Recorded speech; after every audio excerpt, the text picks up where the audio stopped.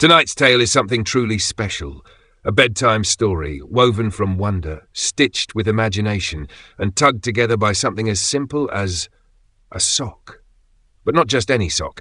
This is the story of Milo and the Magic Sock, a heartwarming, whimsical adventure that begins on a rainy evening and ends in the most unexpected of dreamlands. So before we begin, grab your favourite blanket, snuggle up with a mug of warm hot chocolate.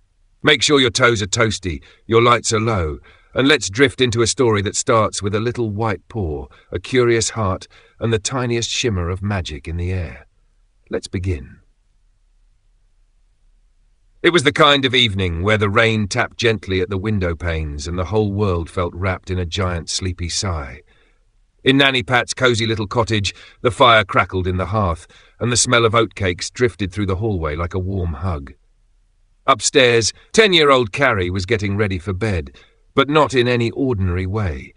She had on her fluffiest pyjamas, her favourite slippers shaped like hedgehogs, and she was trying to balance a book, a torch, and a mug of peppermint tea all at once.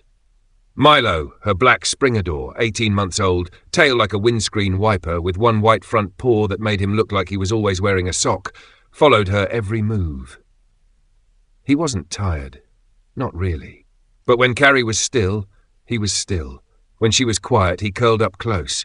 And tonight, she was curious. While rummaging through Nanny Pat's airing cupboard for an extra blanket, Carrie found something odd. A sock. Old, soft, and glowing ever so faintly. Not glowing like a torch. Glowing like the moon. A whisper of light, a memory. She brought it into the bedroom, holding it up to show Milo. "What do you think?" she asked. "Treasure? Or just Nan's magical laundry?" Milo gave it a sniff. Then another. Then sneezed so hard he thumped into the bedpost. Carrie laughed. "I'll take that as treasure."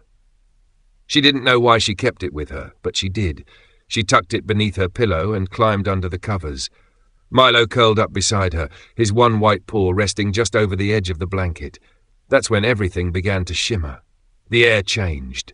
The sound of the boiler softened to a hum. The rain slowed its rhythm. The light in the room bent slightly like a story was beginning. And then the sock pulsed. Once. Twice, and the world tilted. Carrie didn't feel scared, just floaty. Milo gave a surprised oof, then suddenly wasn't lying on the bed anymore, but drifting. Softly, like a feather caught in a dream. They weren't in Nanny Pat's bedroom. They were flying, wrapped in stars and ribbons of colour, through a sky that didn't have a top or bottom, just dreams stitched into every corner.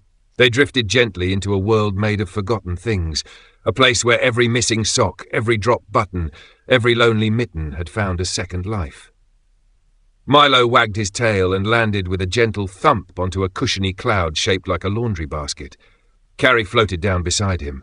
"Where are we?" she whispered. A tiny voice answered, "The Lost Laundry Lands." It was a gnome, no taller than a teacup, wearing a woolen hat and a belt made of safety pins. "My name's Tumble," he said proudly. "Welcome." Tumble led them through fields of folded pyjamas, past rivers of warm bubble water, and into a glade of hanging socks, thousands of them fluttering like flags in a sleepy breeze. "But why are we here?" Carrie asked. Tumble looked up at her with twinkly button eyes.